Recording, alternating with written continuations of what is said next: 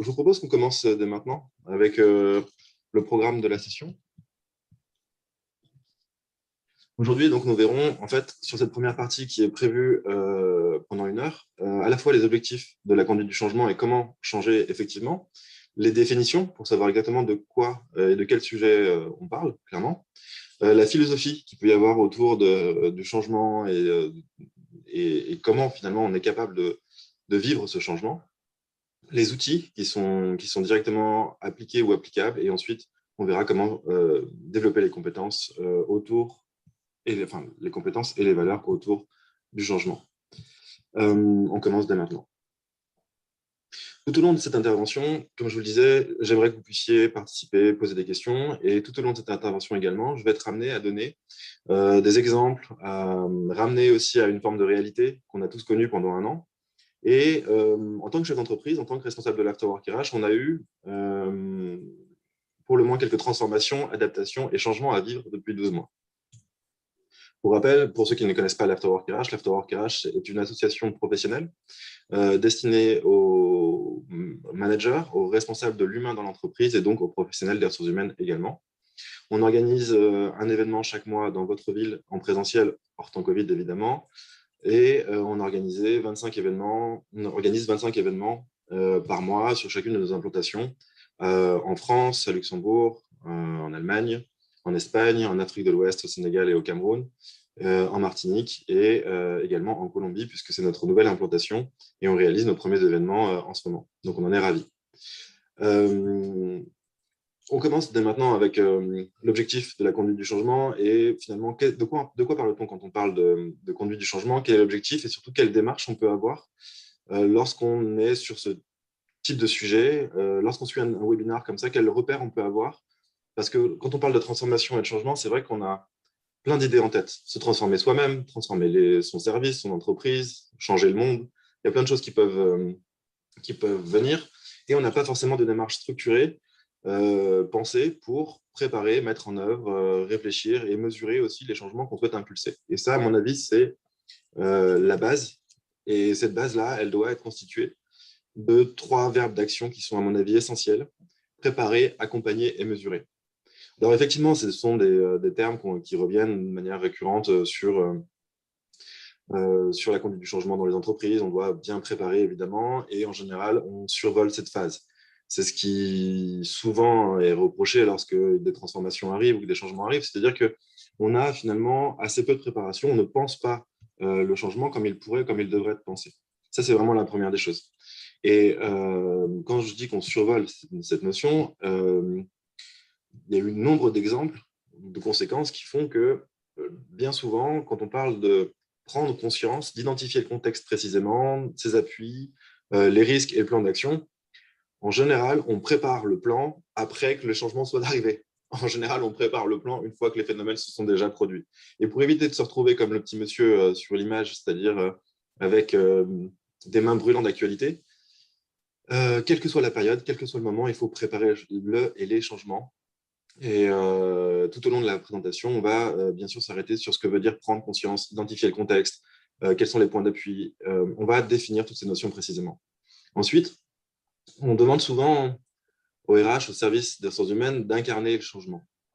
Avant de l'impulser, on demande de l'incarner. Mais qu'est-ce que ça veut dire finalement, incarner, impulser, accompagner le changement? Eh bien, c'est ce qu'on va voir aussi dans ce webinaire, certainement dans la deuxième partie, comment mettre en œuvre un plan d'action avec des outils de communication, des méthodes de formation, mais surtout en fait, des méthodes qui permettent d'accompagner tout à chacun dans une transformation, dans une métamorphose qui est souvent subie, qui n'est pas toujours comprise. Et ça, c'est à mon avis essentiel de pouvoir planifier les actions qu'on va mettre à disposition de ses collaborateurs, de son environnement, ou même pour soi, pour accompagner les changements qu'on souhaite voir opérer dans sa vie professionnelle ou dans son entreprise. Ensuite, d'un point de vue beaucoup plus business, on va être amené à comprendre comment on peut mesurer à la fois le taux d'adoption, les écarts entre ce qu'on souhaitait, ce qu'on avait imaginé et ce qui se passe effectivement. On va également voir la façon dont on peut conduire les actions et les corriger au besoin. Toutes ces notions seront abordées de manière à ce que vous puissiez appréhender le changement avec une méthode qui soit définie par ces 3 verbes d'action: préparer, accompagner et mesurer. Est-ce que d'ores et déjà, vous avez des questions par rapport à ce qui a été dit jusque-là, par rapport aux différents thèmes? C'est bon pour vous? Ok. Merci pour vos réactions de tête que je peux apercevoir quand je reviens sur ces sessions. La définition. Hier soir, je me suis amusé à chercher des définitions, des synonymes, ce genre de choses, pour savoir finalement quelle était la sémantique liée au changement. Et j'ai trouvé l'exercice assez intéressant, parce que quand j'ai cherché la définition du Larousse, on amène cette action, le fait de changer, de modifier quelque chose, le passage d'un état à un autre. C'est le fait de modifier, de changer, de modifier, de transformer. Et ce qui est assez intéressant dans le passage d'un état à un autre, on se rend compte que en une phrase, il y a un phénomène qui se produit derrière cette métamorphose de passage à un autre. Et en fonction de la façon dont on va réaliser ce passage, les réactions seront différentes. Il y a un podcast que j'écoute énormément. Je vous enverrai d'ailleurs toutes les références ensuite. Il y a un podcast, une chaîne que j'écoute beaucoup sur YouTube qui s'appelle Story RH. Et ils ont fait un podcast justement sur la transformation et le changement dans les organisations. Et ils donnent l'exemple, un adage, où ils expliquent par exemple que lorsqu'on plonge une souris dans de l'eau bouillante, elle va ressortir immédiatement, d'un bond. Alors que lorsqu'on plonge une souris dans de l'eau froide, une grenouille dans l'eau froide, et qu'on augmente doucement la température, la grenouille ne bouge pas jusqu'à se faire ébouillanter. Qu'est-ce que ça veut dire? Vous connaissez certainement cet adage, mais qu'est-ce qu'il veut dire exactement? En fait, à partir du moment où on provoque un changement trop rapide, trop brutal, la réaction, c'est que la grenouille sort du bain ébouillant avant de s'ébouillanter. En revanche, lorsqu'on augmente la température doucement, jusqu'à ébullition, la grenouille va rester dans le liquide, dans l'eau, et mourir.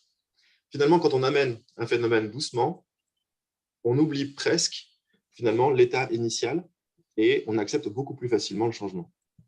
Je me suis intéressé également aux synonymes, dans un premier temps, de changement. Et ce qui est assez dingue quand on va sur le dictionnaire des synonymes du Centre de recherche linguistique, c'est que le premier synonyme de changement, c'est abandon.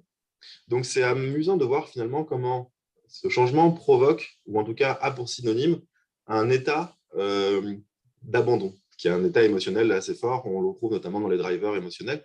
Et j'ai trouvé ce synonyme assez incroyable finalement, parce qu'on attache immédiatement le changement à l'abandon. Alors du coup, je me suis intéressé au synonyme de transformation, que j'imaginais beaucoup plus souple, fluide, et peut-être aussi beaucoup plus clair. Donc, je me suis mis à chercher ces synonymes qui étaient finalement développement, transition, adaptation, chambardement. Et je me suis dit, mais il y a quand même énormément de sémantique pour parler de la même chose. Et puis, j'ai continué mes recherches, et encore un peu. Et finalement, on peut se rendre compte assez facilement qu'en français notamment, on a énormément de mots pour désigner un phénomène qui nous concerne tous et qui est permanent, qui est le changement. Et c'est bien la seule chose qui est permanente. Alors là, j'aimerais revenir à une notion. Si on considère que le changement d'état est réglé par une temporalité. On considère donc que le temps existe. Du moins, c'est ce que disait Newton en 1687. Newton explique que le temps est absolu et linéaire. Où qu'on soit, il se déroule de la même manière. Donc, Newton a inventé la notion de temps. Et on s'est dit que le temps était partout pareil, que c'était ça la vérité. Le temps est linéaire partout et similaire. C'est le temps absolu. Maintenant, dans les années 1800, en 1803, pour être précis, un Britannique invente le train. Et cette machine extraordinaire qu'est la locomotive à vapeur va venir révolutionner notre notion du temps et la perception qu'on en a.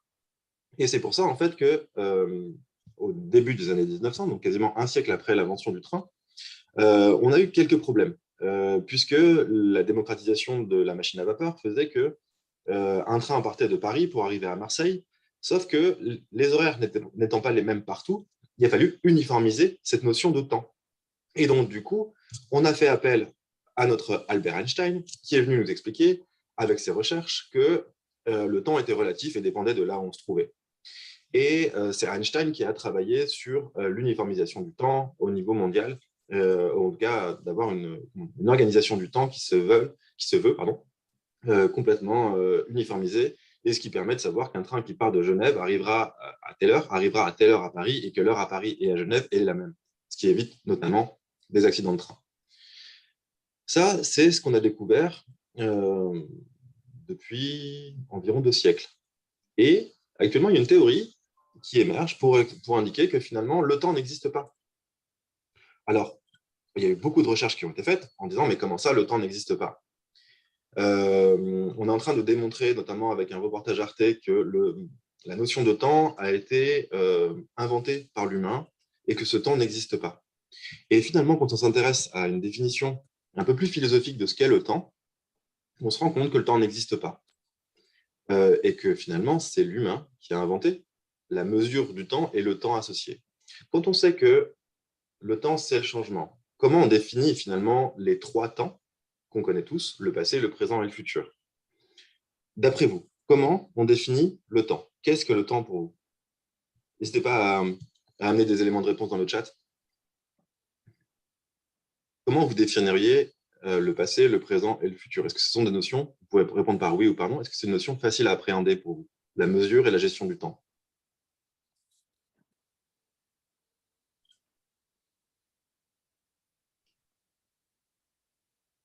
Je vais vous donner une vision des 3 temps, une vision quasi philosophique de ce qu'est le temps ou de ce que sont ces 3 temps et la représentation qu'on en a.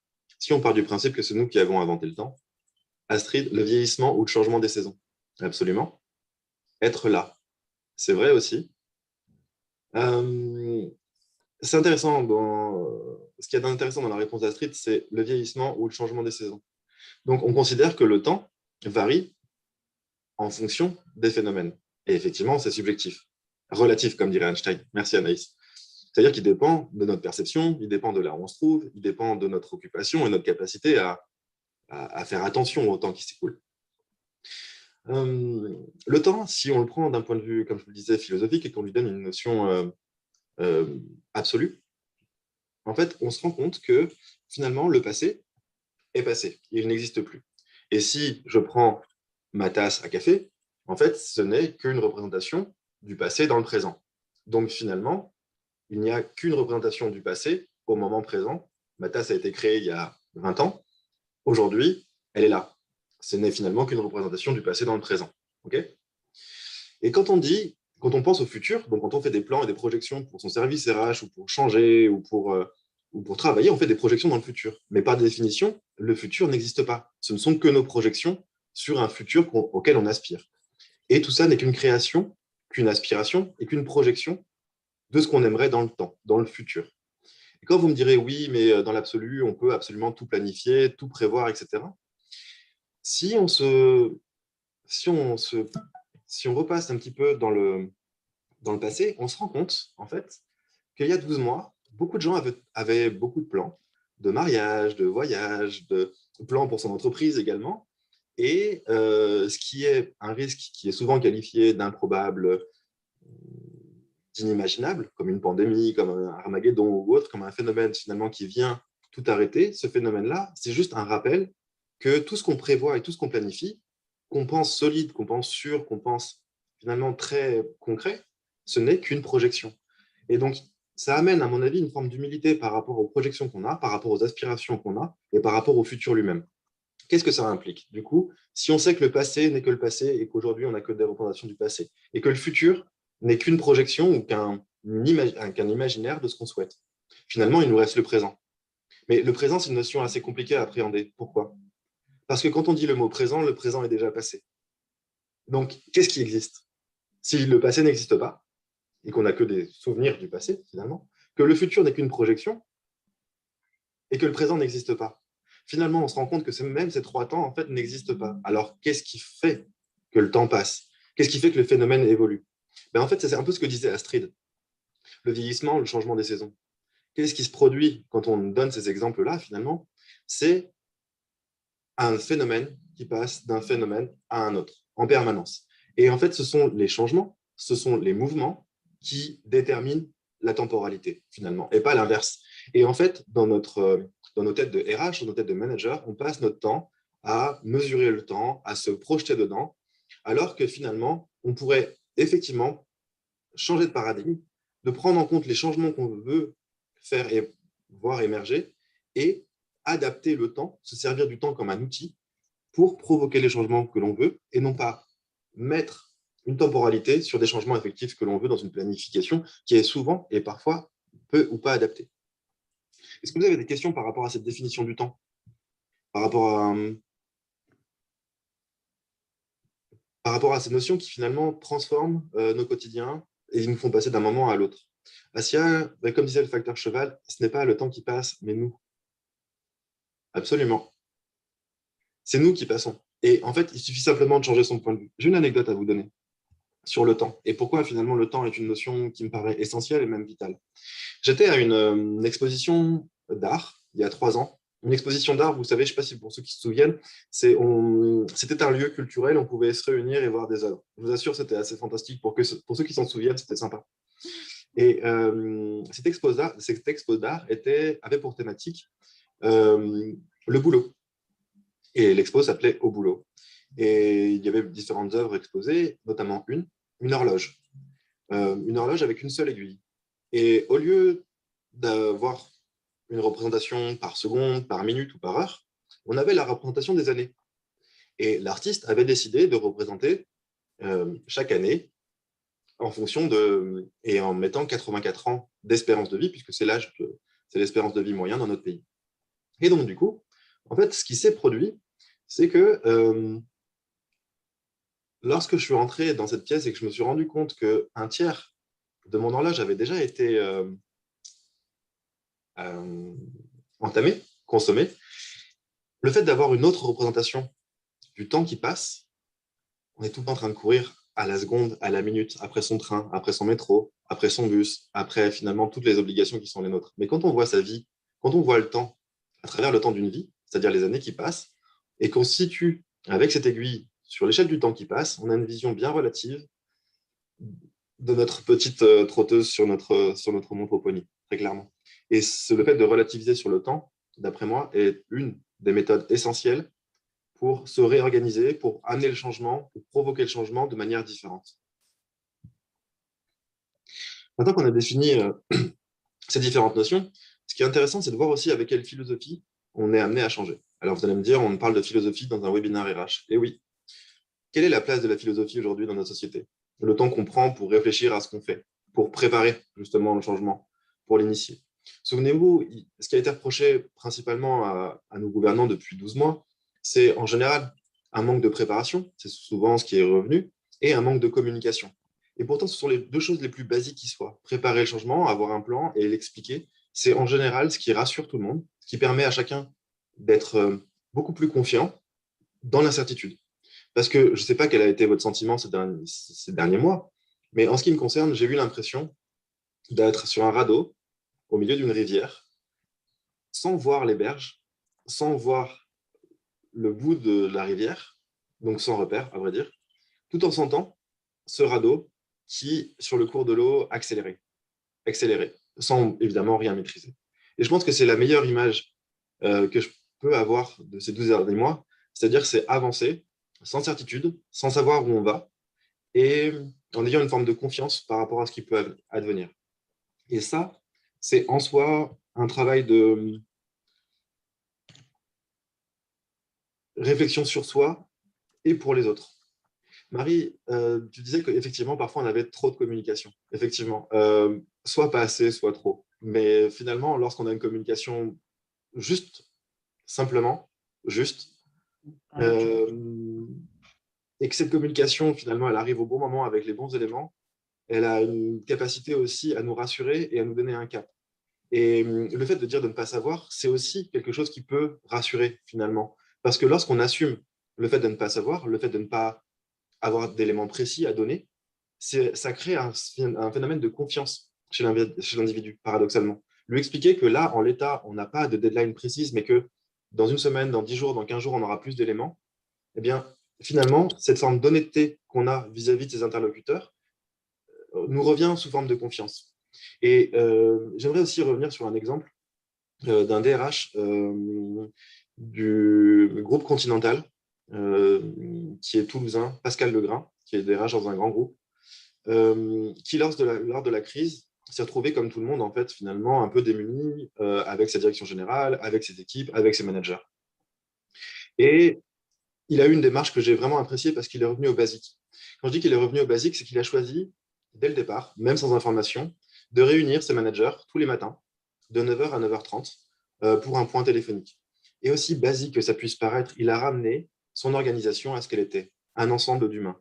Et ça, en passant chaque matin un coup de téléphone à ses managers pour simplement leur dire qu'ils étaient là, la DG, le DRH étaient présents, étaient prêts à côté d'eux, à les accompagner, à expliquer, à donner des éléments, en soi, revenir à des basiques du fonctionnement humain alors que la période est troublée et plein d'incertitudes, ça a été pour lui, pour la direction, pour ses managers, mais aussi et surtout pour ses collaborateurs, un moyen de maintenir le lien, de ne pas laisser tout à chacun avec ses ressentis et de créer un collectif qui échange en permanence.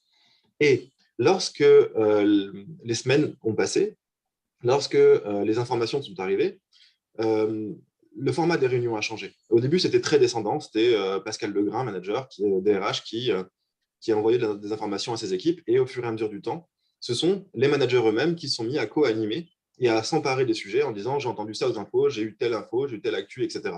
Et finalement, ça a été cette démarche initiée par la direction de collaborer, d'échanger, de créer un espace de discussion. Au fur et à mesure des jours et des semaines, cet espace a été comment dire, investi par les managers qui avaient eux-mêmes besoin de s'exprimer. Donc, peu importe où on en est, ce qui compte, c'est l'évolution et la démarche qu'on a derrière la conduite du changement. Et celle de Pascal me semble tout à fait pertinente parce que, encore une fois, accompagner en rassurant, en expliquant, en écoutant et en donnant de l'info et en disant parfois je ne sais pas, eh bien, ça a un effet bénéfique pour tous. Et c'est effectivement un rituel. En fait, les rituels rassurent parce qu'il y a quelque chose de constant dans les rituels. On donne rendez-vous à des personnes chaque jour, chaque semaine, chaque mois. Et là aussi, je vous avais dit que j'allais faire des parallèles et vous donner quelques éléments sur l'Afterwork RH. C'est aussi un des succès de l'Afterwork RH. Pourquoi? Parce qu'en fait, ce qui fonctionne très bien dans notre organisation, c'est que si on rate un rendez-vous, il y en a un le mois suivant. Et ce rendez-vous mensuel donne un cadre aux personnes qui veulent venir, qui veulent participer, qui veulent intervenir.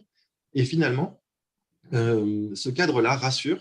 Et en plein milieu de changements, de transformation, de métamorphose, de bouleversement, ce cadre rassurant d'un rendez-vous par mois, par semaine ou par jour, c'est en soi une démarche à destination des collaborateurs, à destination de sa communauté, à destination de ses amis qui rassure. Et ça, c'est quelque chose qu'on retrouve après dans énormément de pratiques personnelles ou professionnelles. La régularité, la discipline d'un rendez-vous, c'est aussi quelque chose de rassurant. Et ce n'est pas qu'une contrainte. Je vous propose ici de me dire en chat ce que représente pour vous 2020. Comment vous avez vécu 2020? Comme un casse-tête? Comme un passage dans votre grotte? Comme un parcours du combattant? Ou au contraire, presque comme une plénitude, une retraite quasi spirituelle de retour aux grands espaces et à vous-même? N'hésitez pas à répondre 1, 2, 3, 4 directement dans le chat. Donc le 3, donc Astrid a vécu le parcours du combattant. Ravi de voir que je ne suis pas seul. Voilà. On a autant, de répondants que de réponses. Et c'est juste une façon de vous amener finalement que la façon dont on a vécu cette année dépend évidemment de nos propres perceptions, de nos propres émotions. Comment on a vécu ce moment, avec joie, avec tristesse, avec peur, avec colère, ou les 4 à la fois. Et finalement, qu'est-ce qui a fait qu'on s'est mis à avoir ces ressentis? Et ce qui est intéressant quand je vois vos réponses par rapport aux différentes photos, c'est que finalement, chacun a eu ses perceptions, chacun a eu sa vision, et chacun a eu des ressentis par rapport au changement et au bouleversement qu'on a vécu. Et si je reviens à l'exemple de Pascal Legrain, qui proposait des échanges quotidiens avec ses équipes, finalement, c'était une façon de prendre en compte à la fois les différentes perceptions et à la fois les différents ressentis, les différentes visions de chacun. Et le fait de se sentir écouté, le fait de se sentir compris avec les ressentis qu'on a, eh bien, disons que là aussi, ça favorise la confiance, l'échange, et ça permet de traverser en avançant. Et ça, je pense que c'est la mission qu'on a tous accomplie depuis un an, c'est-à-dire qu'on avance, on traverse, sans forcément voir où on va, mais en prenant en compte ses équipes, son entreprise et évidemment son propre état émotionnel. Vous allez me dire, oui, ça paraît évident, dit comme ça, qu'il faut prendre en compte le fait qu'on ait pu avoir peur ou ressentir de la colère pendant ce confinement ou pendant ces différentes phases. Évidemment, évidemment, ça paraît tellement évident dit comme ça. Mais qui se souvient qu'en mars dernier, des grands chefs d'entreprise du CAC 40 ou des chefs d'entreprise de PME, de TPE ou même des consultants, tous ces gens, en fait, ont pris des décisions pour eux, pour les autres, avec un niveau de stress encore jamais connu, encore jamais égalé, soyons clairs, euh, et avec une inconscience parfaite. Ce que je veux dire par là, c'est que lorsque les grands dirigeants ont pris des décisions de mettre leurs collaborateurs en chômage partiel, d'arrêter ou de poursuivre l'activité, d'investir ou non, etc., toutes ces décisions ont été prises dans une période d'incertitude majeure, encore jamais connue, qui était pour le moins peu ou pas rassurante. Mais ce qui a caractérisé l'ensemble de ces décisions et des fonctionnements qu'on a pu avoir, c'est l'inconscience de ce qu'on a ressenti, l'inconscience de ce qu'on était en train de vivre. Et puis, c'est bien d'aller pointer les défauts des autres, des grands managers ou autres. Et je vais vous donner un exemple, une anecdote personnelle. Je suis coaché maintenant depuis une dizaine d'années. Et lors du premier confinement, je me suis réveillé un matin, un dimanche matin, après une bonne nuit de sommeil, et je me suis mis à créer un Google Form, un questionnaire pour l'envoyer à la communauté dont vous faites partie, à la communauté de l'Afterwork RH, aux organes de l'Afterwork RH, à tout le monde, en fait, finalement, pour connaître et comprendre ce qu'il y avait dans la tête de chacun. Alors, ça s'est passé par un long questionnaire. J'ai passé 4 heures à le rédiger, à élaborer les questions, à imaginer toutes les réponses possibles, à imaginer tous les biais aussi qui étaient associés à la situation qu'on est en train de vivre. Un des biais principaux, pardon, qu'on a tous vécu, c'est certainement le déni. Je vais bien, donc je vais bien. C'est certainement, à mon avis, un des sentiments qui a été partagé par tout le monde, ne pas se rendre compte de ce qu'on est en train de vivre. Et donc, du coup, ce que j'ai fait, c'est, fort de ce constat, je me suis dit, crée un questionnaire et demande à ta communauté comment ils ont su ou ils ont pu vivre ce moment. Et au bout de 4 heures de travail, ravi de la rédaction de ce questionnaire, j'en parle à cette coach dont je vous parlais à l'instant, en lui disant, voilà, j'ai pu rédiger ce questionnaire, ça va me permettre de mieux comprendre la situation de tout à chacun et pourquoi pas jouer notre rôle de communauté et amener des choses. Et cette coach m'a demandé pourquoi j'avais fait ce questionnaire. La question m'a paru assez étrange, puisque je venais de lui expliquer que j'avais besoin de savoir finalement ce qui se passait à l'extérieur. Et c'était pour moi une action tout à fait business, tout à fait cohérente, tout à fait, voilà, tout à fait claire. La seule chose que je n'avais pas identifiée pendant mes 4 heures de travail et pendant toute ma nuit, c'est que j'étais terrorisé. J'étais absolument terrorisé par ce qu'on était en train de vivre. On a réduit l'activité de l'Afterwork RH de 97%. On est passé de 400 événements par an à 4. Donc, forcément, en fait, on a eu des conséquences et des événements à gérer qui étaient encore jamais vus, soyons clairs. Et j'ai agi sous peur, en créant ce questionnaire, en voulant le partager, sans même me rendre compte que c'était la peur qui me drivait, qui me guidait. Donc, je pense vraiment que le fait d'identifier ces peurs, les actions qui en découlent, c'est la base lorsqu'on veut impulser le changement chez ses collaborateurs, dans son équipe, ou même plus largement dans son entreprise. Et puis, finalement, une fois qu'on a pris ça en compte, donc les émotions, enfin les perceptions de chacun, les émotions de chacun, les siens, ses émotions, ses propres perceptions, finalement, à grand coup de JT, on entendait et on réfléchissait de savoir si on était essentiel ou non. Vous avez peut-être été essentiel ou pas, classé dans une catégorie ou dans une autre. Et finalement, lorsque on s'interroge sur notre notion d'essentiel, ce qui arrive, à mon avis, assez rapidement, c'est la notion de sens de ce qu'on fait. Qu'est-ce qu'on fait? Quel est le sens qu'on donne à ces actions? Comment on arrive finalement à réfléchir et à réaliser une introspection qui permette justement de savoir comment on évolue et surtout pourquoi, avec quel sens. Est-ce que vous comprenez mieux aussi les différentes parties qui sont proposées, notamment philosophiques, sur la capacité qu'on aurait ou pas d'ailleurs à s'interroger sur les actions que l'on mène, sur les émotions que l'on a, ou alors si on préfère, comme beaucoup le font, hein, mettre ses émotions dans une marmite, le couvercle par-dessus, et on évite de trop faire chauffer la marmite pour éviter d'exploser. C'est des phénomènes qu'on retrouve assez souvent dans ces moments de changement, des pétages de plomb, comme on dit. Mais finalement, c'est quoi un pétage de plomb si ce n'est une accumulation d'émotions, de craintes, de peurs non identifiées et qui finalement un jour nous arrive dans une situation qu'on n'arrive pas à maîtriser. Et c'est exactement ça. Et finalement, le fait de préparer en prenant conscience à la fois de ce qu'on vit et à la fois de ce qu'on sent, c'est aussi un moyen d'être beaucoup plus supportable pour soi, pour ses équipes et pour son entourage. Voilà. Je ne sais pas comment vous vivez les périodes de stress intenses, les changements, les perturbations, mais si on fait preuve de 2 minutes d'honnêteté vis-à-vis de soi-même, ce n'est pas les meilleurs moments qu'on préfère passer. Ce que je vous propose là, maintenant, c'est des outils opérationnels, des plans d'action pour comprendre, comme je vous le disais à l'instant, et pour aussi travailler sur le sens que l'on donne à ces actions en période de changement. Alors, ce que je vous propose, c'est d'organiser avec vos équipes, c'est d'organiser directement avec vos équipes des ateliers. Donc, vous pouvez les faire soit en présentiel, soit en distanciel, en fonction. Et avant de lancer cet atelier et d'aller le partager au plus grand nombre, moi, ce que je vous invite à faire, c'est très clairement d'aller prendre une demi-heure en dehors du cadre du travail, en dehors du cadre du bureau, en sortant de chez vous, par exemple, en allant vous balader, et finalement laisser ces quelques questions euh, tourner dans votre esprit, dans votre tête. Quels sont les éléments, si je devais finalement réfléchir sur les valeurs et la vision de mon entreprise, quels seraient les éléments à identifier? Comment je pourrais incarner le changement pour moi? Comment ça se matérialiserait concrètement? Comment je pourrais incarner le changement pour les équipes? C'est-à-dire que comment j'incarnerais le changement aux yeux de mes équipes? Quelle communication, et là j'ai mis communication en pluriel, mais quel type de communication, quelle communication je peux envoyer à ces différentes parties prenantes? Tout à l'heure, on parlait de Pascal Legrain qui a mis en place des actions de communication aussi simples qu'efficaces.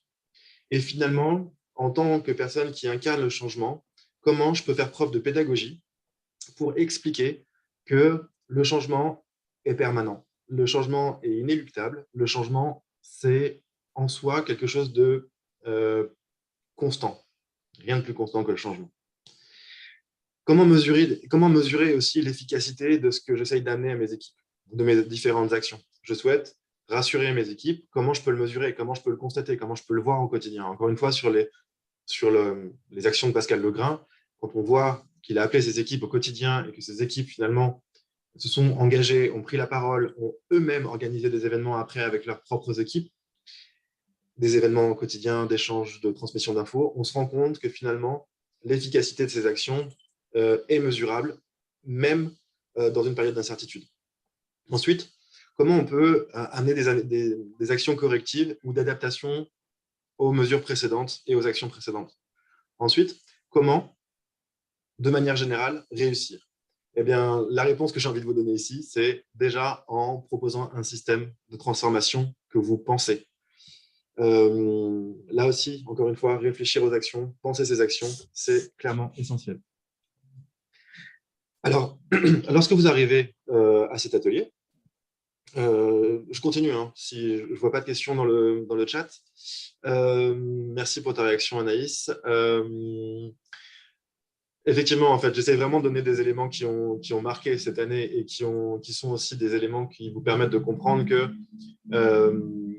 on a tous vécu des situations qui étaient parfois compliquées, qui étaient parfois surprenantes et aussi parfois vraiment joyeuses. Et je pense que même si on a vécu des choses compliquées, on n'a pas le droit de ne pas regarder ce qui s'est très bien passé et tous les effets bénéfiques qu'ont amené ces 12 derniers mois. Je poursuis sur le sens qu'on peut donner et à la enfin, au sens qu'on peut donner à son entreprise, à ses actions, et comment on arrive à le traduire à travers des valeurs et une vision d'entreprise. Donc, comme je vous le disais, c'est évidemment organiser ces sessions de travail avec la réflexion que je vous ai présentée en amont. C'est proposer ces sessions de réflexion par groupe, par équipe ou par service, et comme je vous le disais tout à l'heure, en visio ou en présentiel. Et je vous invite à vous poser 3 questions qui vous paraissent certainement très basiques, en fait, parce qu'on va rarement au bout des choses. Mais vous demandez ce que vous faites, vous en tant que personne, vous en tant que service, vous en tant qu'entreprise. Pourquoi vous le faites? Et quel est le sens de ce que vous faites? C'est, à mon avis, là aussi, des méthodes basiques qui sont essentielles et pleines de sens. Pourquoi? Parce que souvent, quand on élabore des process, on a besoin de choses techniques, on a besoin de montrer qu'on sait, on a besoin de montrer énormément de techniques à ces équipes pour les rassurer en leur disant, voyez, je maîtrise énormément d'outils qui font que de toute façon, tout ira bien puisque je maîtrise les outils. Non, revenez à du basique. Interrogez-vous presque comme un enfant. Ça, c'est une méthode de réflexion qui est ouverte, qui est vraie et qui est juste.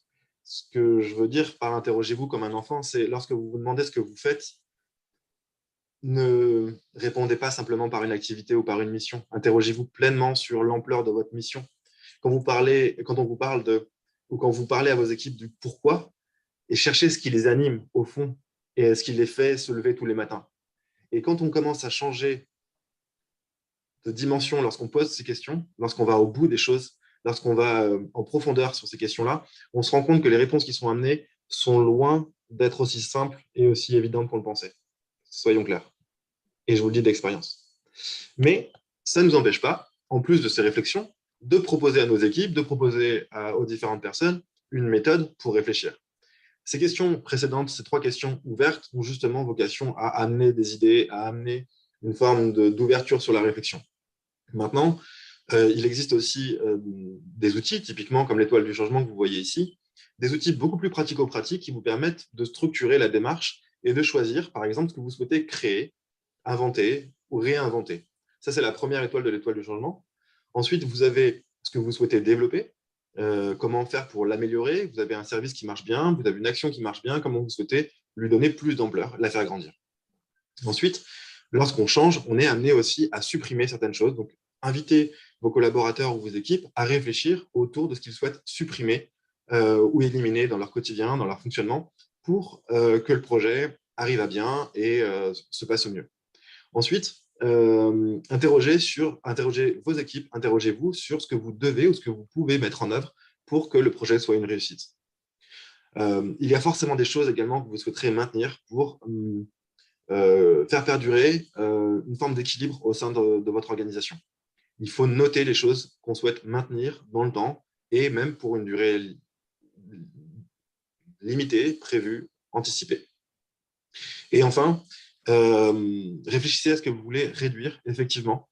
Qu'est-ce que vous souhaitez rationaliser? Qu'est-ce que vous voulez moins faire pour, par exemple, favoriser l'équilibre entre la vie pro et la vie perso, pour améliorer la digitalisation de votre entreprise, etc. etc. Et finalement, cette étoile, avec ces 6 branches, vous permet d'avoir une vision complète des différentes actions que vous pouvez mener pour créer, développer, supprimer, mettre en œuvre, maintenir et réduire.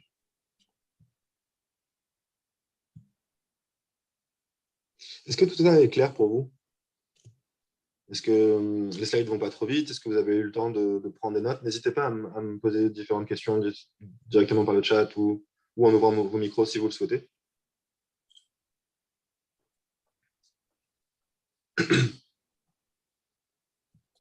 Sinon, je poursuis la présentation. Y a-t-il un replay? Absolument, Isa. Pardon. Il y a un replay qui sera disponible sur notre chaîne YouTube. Je vous enverrai dans le chat l'ensemble des éléments, la chaîne de Story RH, le podcast dont je vous ai parlé tout à l'heure. Je vous enverrai également une web-série qui est une grande source d'inspiration pour moi, que j'aime beaucoup, qui s'appelle « Et tout le monde s'en fout ». Je vous enverrai les différents liens.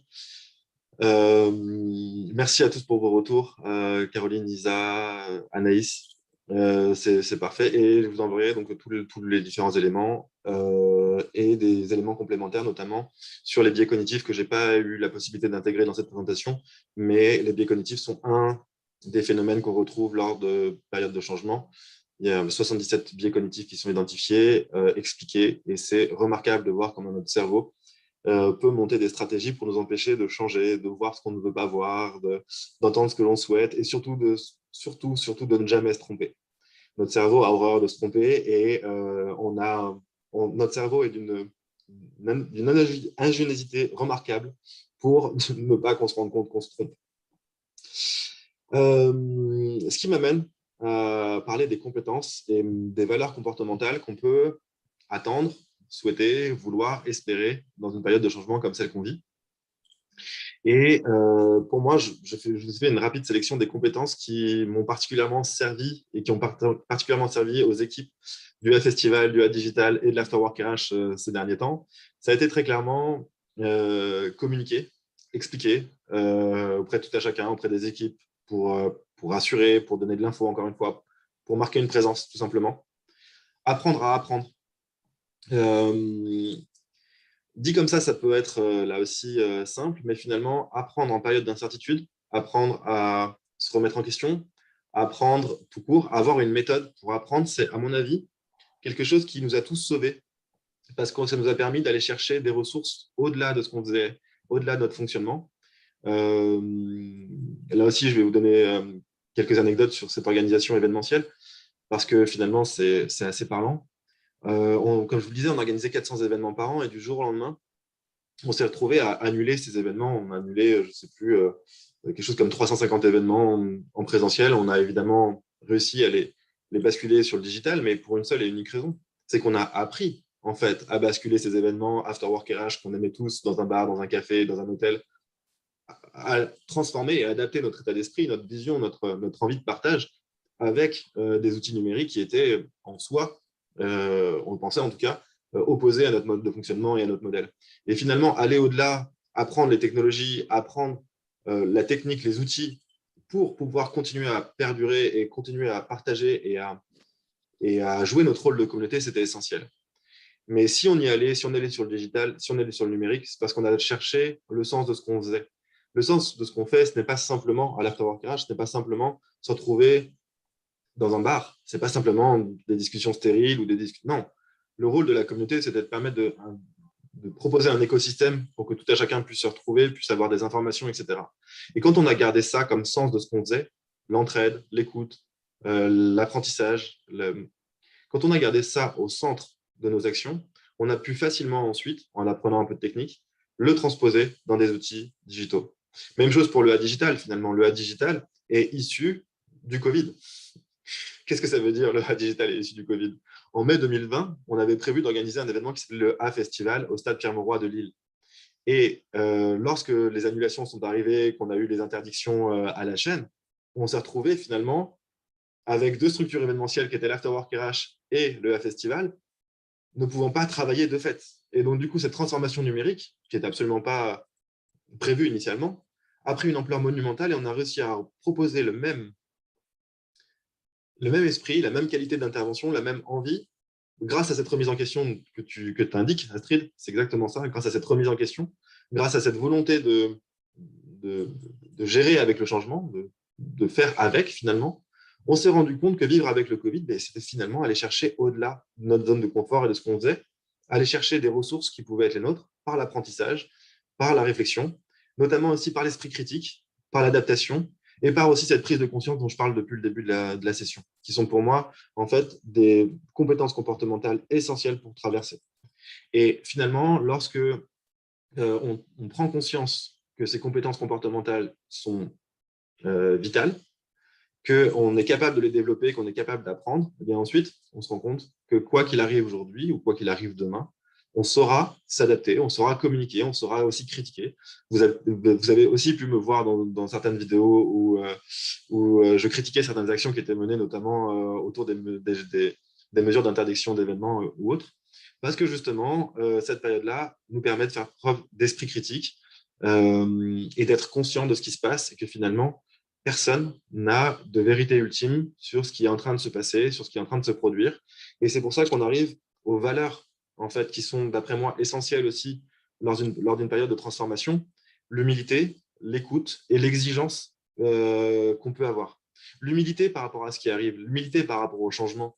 Vous avez certainement dans votre entourage, vous avez peut-être entendu à travers les médias, etc., des personnes qui ont toutes les solutions à tout, des gens qui savent tout faire, qui peuvent tout faire et qui finalement ne sont pas du tout impactés par la crise, pour qui tout va bien en termes émotionnels, tout va bien, en termes de business, tout va bien, en termes familiaux, tout va bien, dans le meilleur des mondes.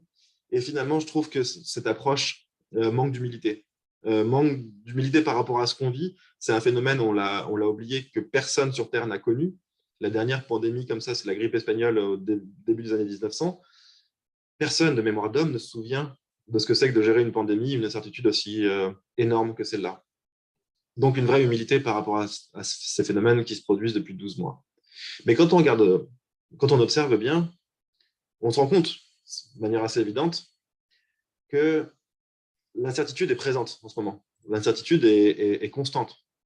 On ne sait pas exactement quand est-ce qu'on va être déconfiné, on hésite encore, etc. Mais si on observe vraiment toute notre vie, les 5 dernières années, les 10 dernières années, l'ensemble de notre vie, on se rend compte finalement que l'incertitude a toujours été là. L'incertitude est toujours présente, quoi qu'il arrive, qu'on le souhaite ou non. On n'est jamais sûr de rien. Même quand on essaie de se rassurer du mieux qu'on peut, on n'est jamais sûr. Donc c'est pour ça que cette humilité, en période de Covid ou pas, à mon avis, elle est essentielle. L'écoute aussi, écouter les autres, avec des méthodes comme l'écoute active, par exemple, qui fera certainement l'objet d'une autre vidéo.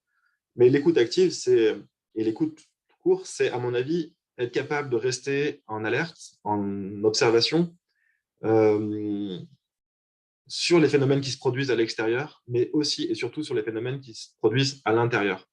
C'est, à mon avis, une notion qui est essentielle, puisque si on veut changer, si on veut faire changer les autres, si on veut changer le monde, pourquoi pas, la première des démarches à avoir, aussi inconfortable soit-elle, c'est de se changer soi-même. Et ça, comment on fait? Comment on fait pour changer à l'intérieur? Comment on fait pour changer ses habitudes, pour prendre conscience aussi des travers et des fonctionnements qu'on a pour faire mieux, pour mieux traverser ou pour mieux vivre aussi ces phénomènes-là? Eh bien, en étant à l'écoute des autres et en étant à l'écoute aussi de ses propres réactions, de ses propres fonctionnements, de ses propres freins, de ses propres biais. Et je terminerai avec une valeur qui est, à mon avis, là aussi essentielle, qui est l'exigence. À la fois, on a l'humilité de comprendre que finalement, ce qu'on traverse, personne ne l'a encore jamais vécu.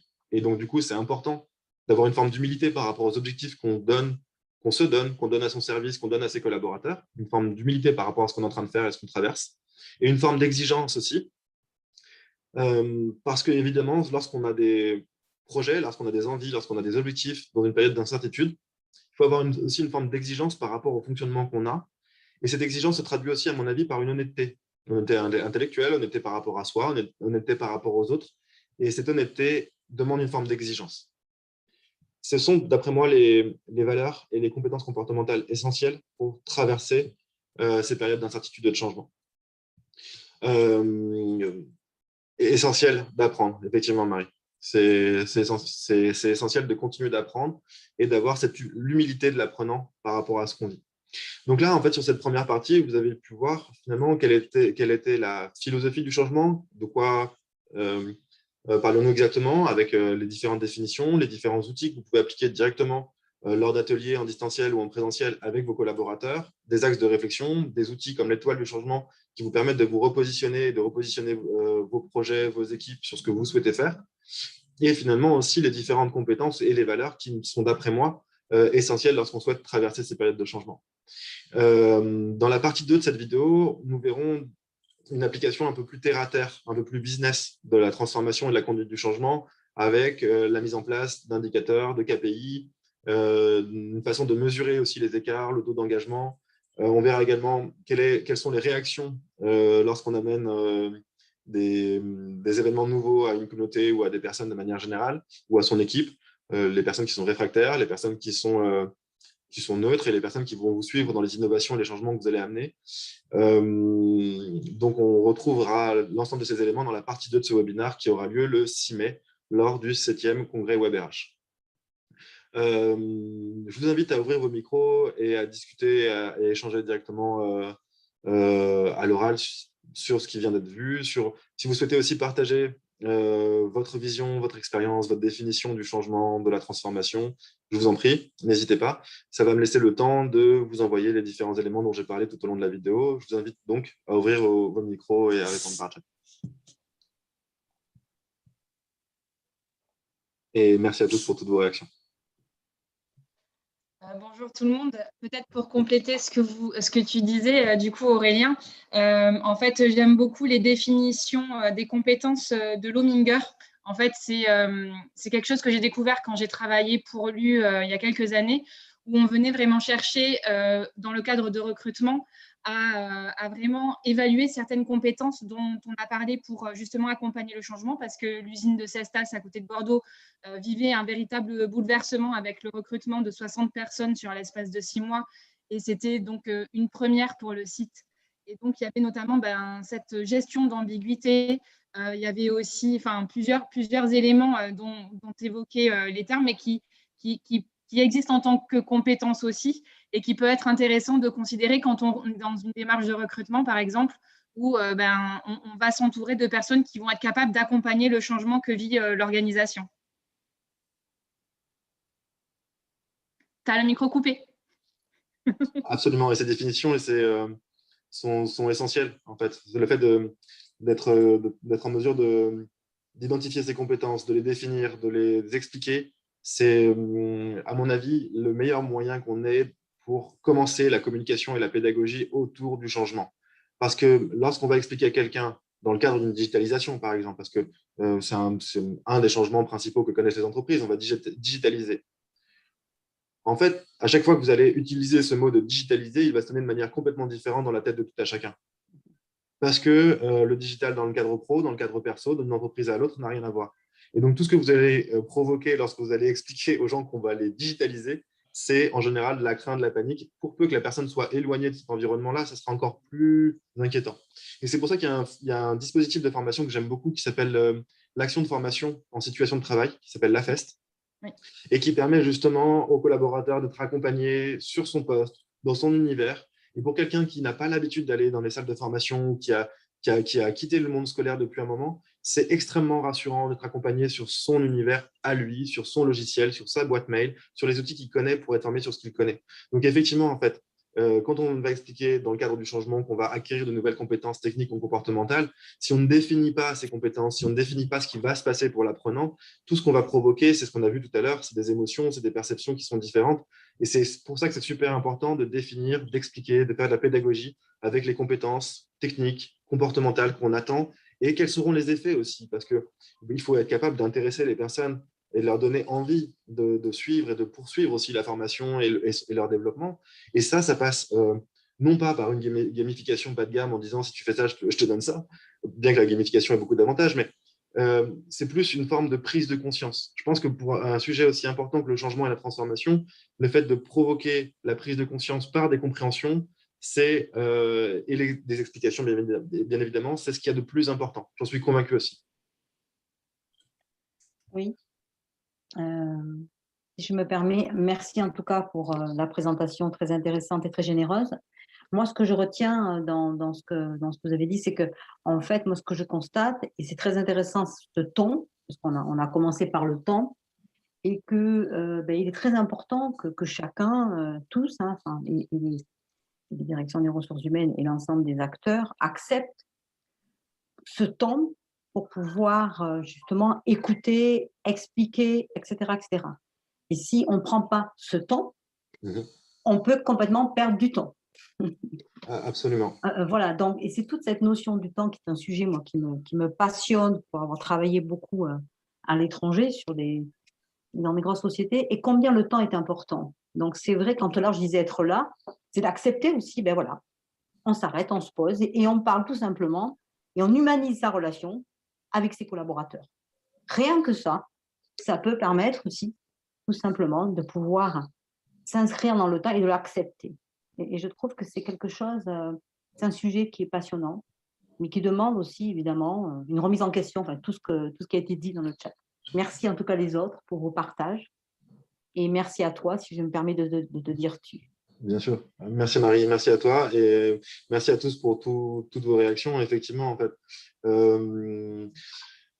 en fait, cette notion de temps est essentielle parce qu'on court tout le temps après le temps, on n'a pas le temps ni l'argent. Ça, c'est deux notions chez les RH, les managers. On n'a pas le temps de mettre en place une politique RH performante, on n'a pas le temps, on n'a pas l'argent, on n'a pas le budget. Ah non, en tant que prestat, j'étais prestat pendant des années et le truc récurrent que j'entendais tout le temps, c'est que j'ai pas de budget.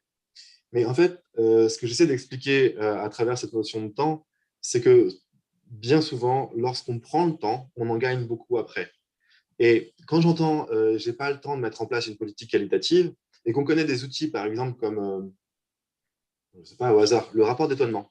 Le rapport d'étonnement, c'est un document d'une dizaine de questions qu'on demande aux collaborateurs de remplir qui sert, par exemple, le premier entretien managérial à 3 mois après l'intégration du collaborateur. Si on prend le temps, justement, d'aller chercher ces méthodes, qui ne coûtent pas un euro, hein, soyons clairs. Il suffit d'aller sur Internet, avoir de bonnes sources d'infos, récupérer ces questions et les proposer aux nouveaux collaborateurs, aux nouveaux entrants. Lorsque le collaborateur remplit cette feuille, ne pas la mettre au fond d'un tiroir, mais au contraire, en s'en servir comme un outil d'entretien. Mais en fait, lorsque le manager qui va consulter la page ou la page et demie rédigée de rapport d'étonnement par le nouvel entrant, il va avoir énormément d'éléments et il va pouvoir gagner du temps lors de son entretien managérial. Donc, et là, je vous parle d'un outil qui est le rapport d'étonnement, qui est simple à mettre en œuvre, mais aussi simple soit-il, il est parfois largement ignoré dans les entreprises et il n'est pas forcément mis en œuvre dans les entreprises, alors que c'est simple, c'est facile, c'est efficace et surtout, ça fait gagner beaucoup de temps et donc beaucoup d'argent aussi à l'entreprise.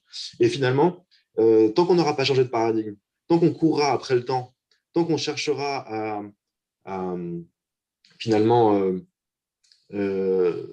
faire au lieu de penser, on aura du mal, à mon avis, à avoir une politique de transformation et de changement efficace. Ça, c'est évident.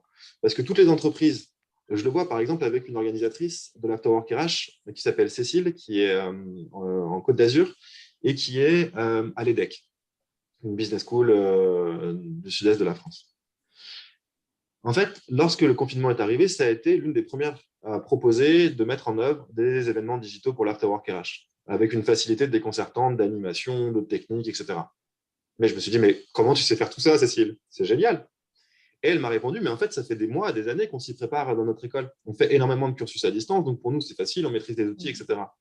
Mais quand je vois finalement la facilité déconcertante avec laquelle elle a pu mettre en œuvre ces événements versus toutes les personnes qui découvrent le numérique 6 mois, 8 mois, 9 mois après, parce que biais, parce que réticence, parce que frein, parce que crainte également, finalement, on se rend compte que les personnes qui ont préparé avant la crise l'usage du numérique, qui y sont allés, qui ont fait l'effort, qui ont eu la curiosité, parce que ça fait aussi partie des compétences qui permettent de mieux traverser et de mieux changer. C'est la curiosité, aller voir ailleurs ce qui se fait pour apprendre et se nourrir d'autres pratiques. Finalement, en fait, au moment où de la pandémie, elle a su mettre en œuvre de manière efficace et remarquable, avec Jocelyne, qui est son binôme de la Dream Team de l'Afterwork RH Côte d'Azur, que je salue d'ailleurs. En fait, finalement, elles ont su toutes les deux mettre en œuvre des événements rapidement, simplement, parce que justement, il y avait une forme de recul, une forme de curiosité en amont de la crise. Et donc, elles ont pu impulser ça directement dans l'organisation et en faire bénéficier toute la communauté. Et tout ça pour vous dire que finalement, la préparation, c'est vraiment le premier tiers de la démarche qui est essentiel, qu'on ne peut pas négliger. Et effectivement, comme vous l'avez très bien rappelé, Marie, il faut prendre le temps de le faire. Et surtout que cette pandémie, elle nous y conduit à nous inscrire dans le temps, que l'on veuille ou qu'on ne veuille pas. En finale, voilà. En fait, moi, je me rends compte qu'il faut le ressentir et le vivre. Bon, après, c'est aussi, voilà. Et je crois beaucoup, si je me permets, parce que selon les âges des personnes qui sont à l'instant même entre nous, je crois beaucoup à la génération, moi je suis très positive, justement. Moi, je reste très positive sur la génération qui arrive, parce que si les générations se rencontrent et acceptent de s'écouter et de se parler, on peut tous arriver justement à apprendre ensemble. Et moi, je trouve que ça, c'est géant, quoi. Il faut beaucoup d'humilité aussi pour se mettre en retrait et se dire, mais ça, je ne savais pas faire. Quelle importance si je suis curieuse pour apprendre. Et c'est tout ça qu'il faut arriver à... Voilà. Exactement, c'est l'humilité de Je reste l'apprenant. positive, je reste positive. Il faut rester positif et garder en tête cette humilité et cette possibilité de toujours progresser tout au long de la vie. Et ça, c'est essentiel. Anaïs, j'ai vu que ton micro était ouvert. Tu voulais réagir? Oui, je voulais réagir parce que ce que vous dites me parle beaucoup et moi j'aime bien rajouter en fait la notion d'espace-temps en fait. Et pour moi c'est vraiment permettre en fait le pas de côté qui va faire qu'on libère un espace en fait où on prend le temps et le changement ça prend du temps. Donc c'est aussi à intégrer en fait comme temporalité. Et qu'on a tous notre temporalité aussi. Donc, au sein d'organisation d'équipe, c'est aussi intéressant de l'intégrer parce que l'organisation a un tempo, mais chaque individu aussi a un tempo. Et que le changement, c'est une courbe qui est celle de la courbe du deuil. Hein. de Kubler-Ross. Je ne sais pas si vous connaissez la courbe, mais c'est vraiment identique à celle du deuil. Et donc, ce qui veut dire en fait que dans cette courbe, il y a vraiment des deuils à faire et du coup, il y a des émotions en fait qui sont liées à ces changements-là en fait. Et du coup, si on intègre ça en tant que tel et qu'on accompagne en fait ces deuils, du coup, forcément, il y a moins de résistance parce qu'en fait, ce qui crée la souffrance en fait au sein de l'organisation, c'est la résistance en fait au changement. Donc, si on sait accompagner cette résistance, en fait, ces deuils, ces émotions, du coup, en fait, on respecte en fait aussi le changement et on respecte les individus du coup au cœur de ce changement. Donc, il y a tout ça aussi à intégrer et à assimiler aussi pour l'organisation et pour les individus, qui fait que du coup, c'est normal de vivre à un moment donné une phase de dépression pour pouvoir arriver à l'acceptation en fait. Voilà. Absolument, mais encore une fois, c'est vraiment avoir conscience de ces phénomènes qui se produisent, la courbe du deuil que tu expliques très bien. Et tant qu'on n'a pas conscience de ça, effectivement, ça va créer toutes les résistances dont tu parles et les différents comportements face au changement souhaités ou subis. Et finalement, ça me fait aussi penser à l'image enfin, en tout cas, à l'allégorie de la grenouille qu'on plonge directement dans une eau bouillante qui en ressort immédiatement, ou alors lorsqu'on fait monter la température doucement, la grenouille ne bouge pas. La seule chose qui va provoquer ou pas une résistance au changement, ça va être le temps qu'on va y passer et la brutalité avec laquelle on va amener des changements. Et plus un changement est lent, doux et constant, moins on s'en rend compte, plus on s'y habitue. Je sens vouloir trop ramener à une actualité qui peut parfois être un peu compliquée, mais vous imaginiez, il y a 2 ans, pouvoir passer des semaines entières chez vous ou dans un périmètre limité de quelques kilomètres ou autre. Mais étant donné que les changements ont été amenés, en tout cas la première fois de manière très brutale, et que c'est quelque chose qui a perduré dans le temps de manière un peu plus lancinante, finalement, on s'est tous plus ou moins habitués. On a tous refait nos vies, on a tous reconstitué une forme d'équilibre, de normalité, dans quelque chose qui, il y a encore 2 ans, nous paraissait mais complètement délirant. Et finalement, c'est la façon dont on amène le changement dans le temps qui va le rendre acceptable ou non. Et c'est ça qui est assez remarquable, c'est comment finalement aujourd'hui on vit tous sous des conditions qui sont pas du tout celles qu'on avait pu imaginer accepter il y a encore 2 ans et qui aujourd'hui sont la norme. Et ça, c'est assez remarquable à noter, je pense. Parce que c'est quelque chose qu'on vit directement. Mais, et là encore, sans vouloir être un annonciateur de mauvaises nouvelles, mais qu'est-ce qui va se passer dans 1 an, dans 5 ans, dans 10 ans sur les libertés individuelles, sur ce qu'on trouvera normal ou pas, et je pense qu'il y a une vraie réflexion, et là, du coup, un esprit critique à amener aussi sur notre positionnement, sur notre capacité à agir sur ce changement, ou à ne pas agir aussi, d'ailleurs. Ça, on a une capacité remarquable à ne pas vouloir agir aussi sur les phénomènes qui nous dérangent. Donc voilà, donc ça, c'est énormément de phénomènes, à mon avis, qui seront intéressants à regarder dans les mois, les années qui viennent, et finalement, où et comment tout ça nous mène dans nos vies professionnelles et personnelles. En tout cas, moi, je serais ravi de vous retrouver lors d'échanges téléphoniques, lors de prochains webinars, lors du prochain webinar qui aura lieu le 6 mai prochain, même canal, même chaîne, même heure. Je serais ravi de tous vous retrouver pour cette deuxième partie qui sera là, comme je vous disais, un peu plus business, un peu plus terre-à-terre, service RH, manager. Mais à mon avis, cette introduction sur et la partie sur la préparation du changement, l'intro et la prépa sont, à mon avis, essentielles pour comprendre la suite et la façon dont on peut souhaiter le changement pour son entreprise, pour ses équipes. En tout cas, ravi de voir revu tous ces visages, de voir tous ces visages. Merci à tous pour vos réflexions, remarques, échanges. Et je vous dis à très vite. Je vous envoie le replay, bien évidemment, dès qu'il sera disponible et en ligne. Et vous avez dans le chat, notamment, l'ensemble des chaînes et des références qui ont été utilisées pour ce webinaire. Je vous souhaite à tous une excellente après-midi, très bonne fin de semaine et à bientôt.